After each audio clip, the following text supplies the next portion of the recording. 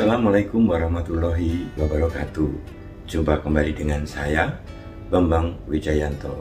Sahabat pertanian semuanya, seperti kita ketahui bahwa gulma merupakan organisme pengganggu tanaman penting yang tentunya sangat mengganggu dalam budidaya tanaman padi kita.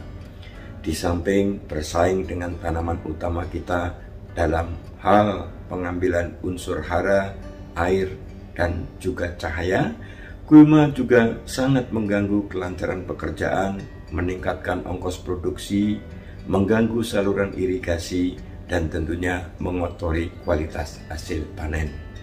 Seperti pernah saya sampaikan pada kesempatan sebelumnya, bahwa keberadaan gulma pada sepertiga umur tanaman dapat menurunkan hasil panen secara nyata. Dengan demikian, pada tanaman padi yang usia panennya mencapai 100 hari, penting bagi kita untuk memastikan agar pada umur 0 hingga 35 hari, tanaman padi dapat terbebas dari gulma. Untuk mengatasi masalah gulma tersebut, kita dapat mencabutnya. Namun demikian, hal ini akan membutuhkan tenaga kerja yang sangat tinggi. Dengan semakin terbatasnya tenaga kerja, tentunya kita tidak bisa lepas dari apa yang namanya herbisida. Dalam hal ini, cara yang biasa kita gunakan ada dua macam, yaitu dengan menggunakan herbisida pratumbuh ataupun dengan menggunakan herbisida purna tumbuh. Sebelum kita melanjutkan, ada baiknya kita singgung sedikit mengenai perbedaan antara aplikasi herbisida pratumbuh dan aplikasi herbisida purna tumbuh beserta keuntungan dan kerugiannya. Herbisida pratumbuh biasanya diaplikasikan pada 5 hari sebelum tanam hingga 5 hari setelah tanam.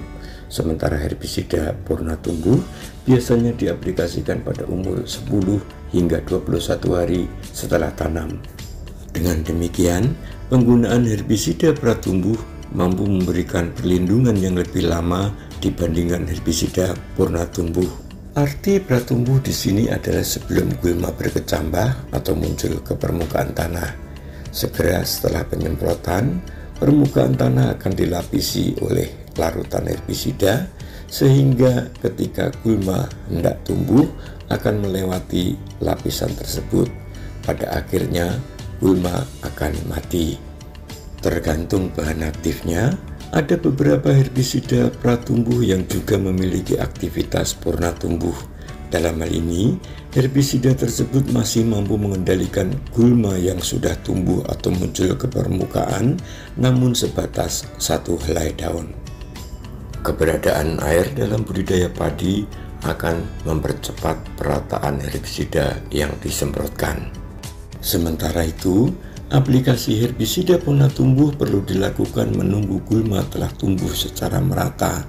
Meskipun cara ini sangat disukai oleh para petani, namun cara ini memiliki kelemahan karena herbisida purna tumbuh biasanya tidak mampu mengendalikan biji-biji gulma yang tumbuh kemudian setelah penyemprotan. Dari apa yang disampaikan tadi, kita sampai pada suatu keyakinan bahwa sebetulnya aplikasi herbisida pratumbuh jauh lebih baik. Namun demikian, semuanya akan sangat tergantung kepada produk apa yang dipergunakan. Kali ini saya akan memperkenalkan dua buah herbisida yang berbeda.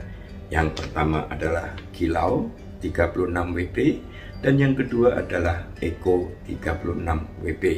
Keduanya merupakan herbisida pratumbuh dari PT Agro Natural Technology.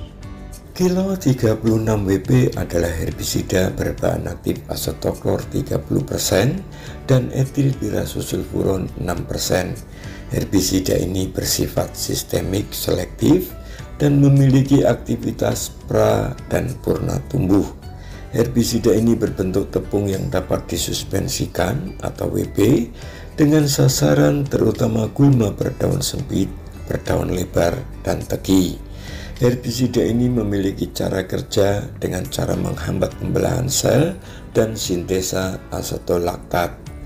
Dari bahan aktifnya, maka herbisida ini memiliki kelas K315 dan B2 menurut klasifikasi yang ditetapkan oleh HRAC. Mirip dengan kilo 36WP, herbisida Eco 36WP mengandung asetoklor 30% dan metil metsulfuron 6%.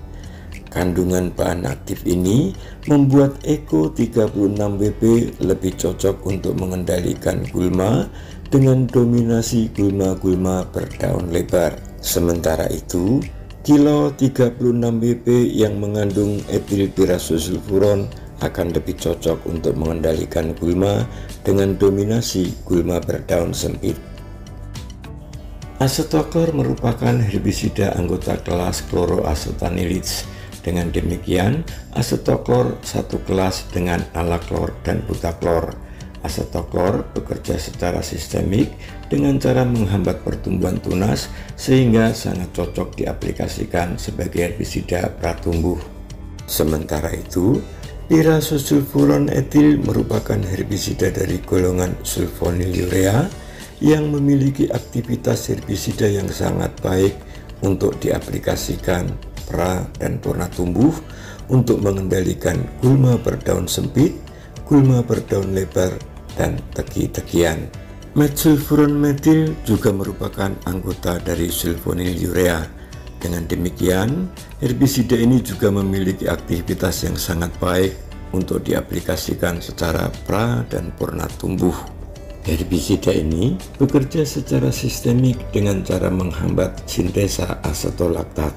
Dengan demikian, kombinasi asetoklor dengan etilpirazosulfuron ataupun metilmetsulfuron menjadi kombinasi yang sangat pas.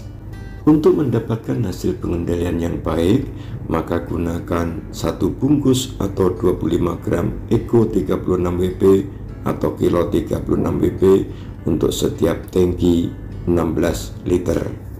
Takaran tersebut setara dengan dosis 250 gram per hektar. Aplikasikan herbisida tersebut pada usia 5 hari sebelum tanam hingga 5 hari setelah tanam. Dengan kandungan asetoklor 30% dikombinasikan dengan etilpirazosulfuron 6% maupun metilmetsulfuron 6%, membuat herbisida ini lebih unggul daripada herbisida sejenis yang ada di pasaran. Selain lebih mampu mengendalikan biji-biji gulma yang belum tumbuh ataupun yang sudah tumbuh, herbisida ini juga aman terhadap tanaman padi. Dengan demikian, tanaman akan bebas gulma sejak dini, pemupukan dapat lebih optimal, tanaman lebih sehat, tanaman berkembang lebih baik, pengisian bulir lebih maksimal, padi lebih bernas, panen melimpah, dan akhirnya petani lebih sejahtera.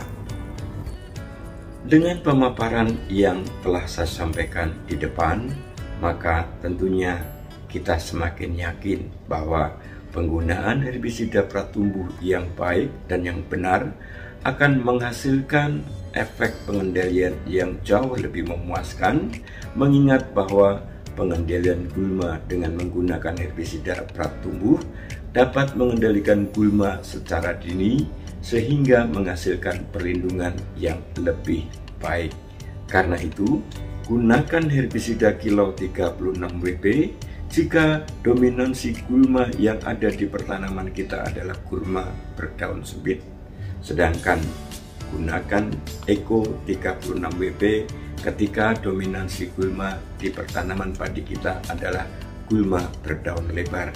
Insya Allah tanaman padi kita dapat tumbuh dengan baik, tumbuh dengan subur, dan akhirnya menghasilkan panen yang berlimpah. Sampai jumpa di kesempatan berikutnya. Assalamualaikum warahmatullahi wabarakatuh.